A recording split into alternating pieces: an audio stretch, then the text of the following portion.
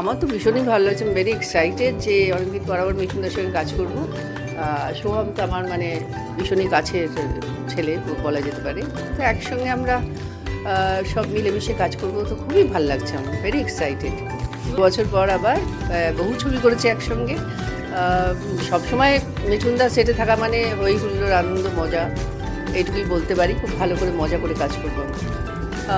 দেবশ্রী রায় হচ্ছে মিঠুনদার স্ত্রী, পরিমল শাস্ত্রীর স্ত্রী, এবং খুবই একটা সরল মানুষ। মিঠুনদা যেমন সরল মানুষ, সেও একটা সরল মানুষ, এবং মানে কোনোদিন দেখেনি অন্যায় করতে তার স্বামীকে। যখন কিছু কিছু ধরা পড়ছে ওর কাছে, ওর অস্বস্তি হচ্ছে। তো আমি পুরোটা বলবো না, কারণ ইন্টারেস্টটা চলে যাবে।